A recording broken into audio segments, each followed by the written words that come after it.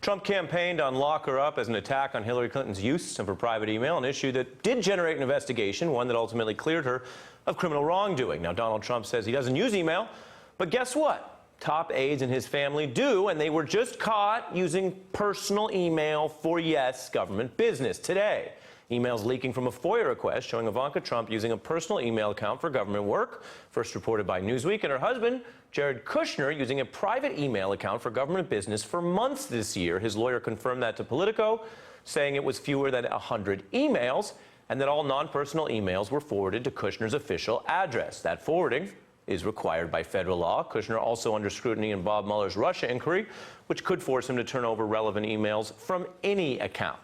Now, Hillary Clinton's use of private email was more widespread than these first reports about Kushner and Trump, though proportion was never really a concern of the Trump campaign, which argued vociferously that any private email use was basically either grounds to fail a background check or even a total disqualification for office.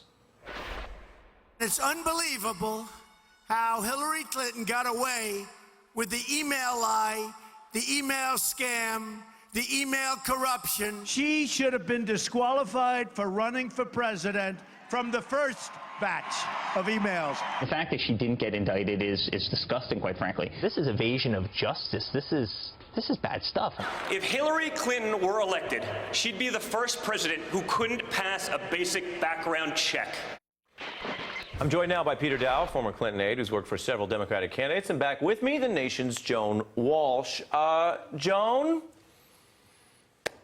Go ahead. Hypocrisy, maybe a little hypocrisy. I mean, what strikes me, Ari, is that these people are so arrogant and so entitled that they would be so cavalier as to do this. They were part of a campaign that chanted "lock her up" over Secretary Clinton's use of private email. They know the extent to which their father and father-in-law made this disqualifying for Secretary Clinton, and they can't be bothered to actually obey the rules that apply to government officials like them.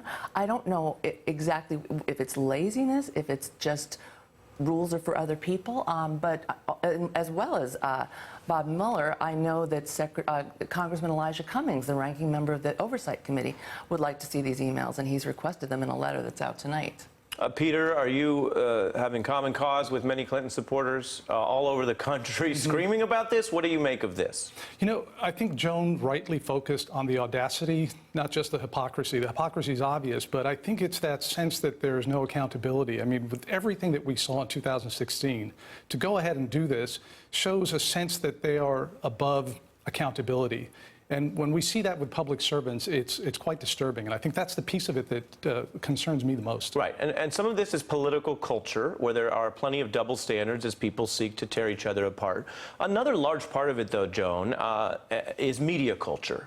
And I want to put up on the screen, we checked it out, March 2015, back in the day, front page, New York Times, Clinton used personal email at State Department. It is big, it is bold. The New York Times, a paper of record that influences our political culture, there you see it. And I have the New York Times today. And you have to go to A18, and you'd have to zoom in really far here on the beat. You know, we have good cameras, but you'd have to zoom in really far to get anywhere near a readable article, 18 pages into the paper. As someone who worked for Clinton, what do you think of that? I'm not surprised. I mean, the email story was covered more than Watergate or any political scandal in U.S. history. If you actually look at the numbers, it's astonishing. To see this is just a par for the course. I mean, it's a double standard, but that double standard matters. A lot of people say you're looking back when you talk about 2016, but these double standards matter for all future elections. And so, again, this is something, Joan, where it's not that every story has to become another media thing. Right. But it does seem, with the benefit of not only hindsight, but now a live action comparison. You know, Maggie Haberman was covering the Trump campaign for the Times. She's bylined on this story on A18. Now, it's not only her, it's editors, it's New York Times management, it's a whole political culture. But 18 pages is a long distance for an email story that also has something political reporters usually like, which is the whiff of hypocrisy. Right. Yes, I don't know why it's not on the front page. I'm sure Maggie would like a front page byline. She's a competitive reporter. But I'm going to go back to what Peter said about accountability, because this is also hard for reporters. Now, there have just been so many scandals. Even just looking at Jared and Ivanka, all of the self-dealing, the Kushner family offering Chinese visas to the Chinese, Ivanka's various trademark issues, the president's own self-dealing as people stay at his D.C. Palace hotel. Yeah. And make him richer because they want access. The Mar-a-Lago visits as well as membership. Right, and there's so much there. It goes on and on Peter, and on. before I let you go, I do want to ask you about Verret, which has been criticized. This is a new group you've created here, but I'm going to put up a couple of the headlines, talk about media coverage. Verret, pro-Clinton media platform, looks worse and worse. Pro-Hillary website looks like, according to Politico, North Korean agitprop. One writer said, this isn't useful to anyone. Verret's collection is filled only with carefully curated cards that confirm Clinton voters' views. The idea that it becomes another media bubble. I want to give you the benefit of response. I appreciate that. The way I see it is we've been so conditioned to hear negative news about Hillary Clinton that a website that I started with my wife that simply says positive things about her is looked at as somehow propaganda. But if you look at the headlines, you look at the facts on the site, they're really pretty straightforward and they're for a specific audience. So we take that criticism in stride. Stuff that's related to Hillary Clinton will get attacked, but we're driving forward, and the audience and the community we speak to is very excited about the project. And thanks for asking. Yeah, it was interesting. It's another thing I wanted to get to. Peter Dow and Joan Walsh on the emails, as we say, but his emails.